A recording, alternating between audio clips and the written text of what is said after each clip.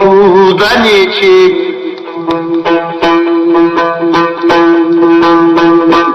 gayrasın uydun geçemin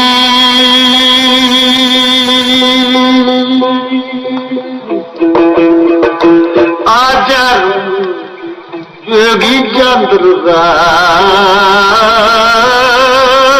aksokun senden içeceğim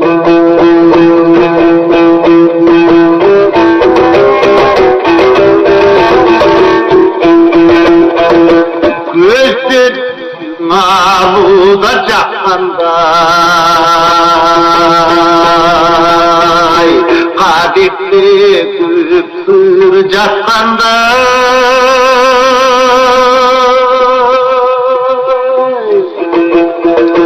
tasdim çadasısın haycay dodonu yatkan vaktandı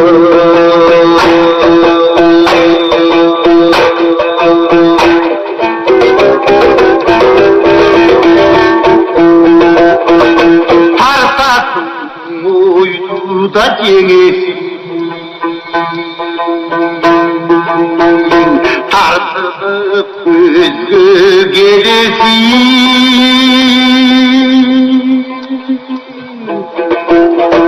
aydan tuğan dayaklıdan ay erkitini yaktın öyleysin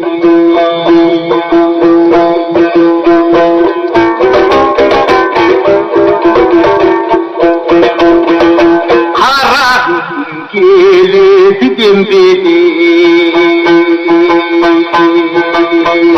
kalksam da kabat sindigim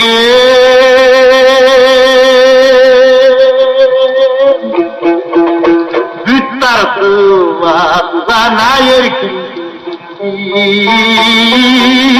ay dükkan seni yayçın doyum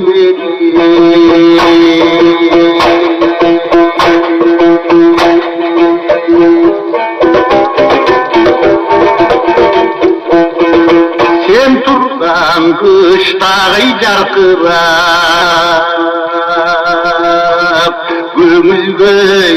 edes kaltırap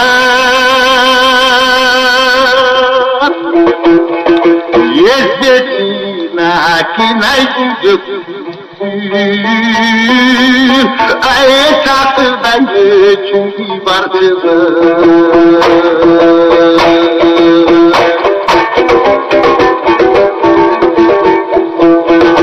görbesin gönüllü cayran bay gümüşü unut kalganda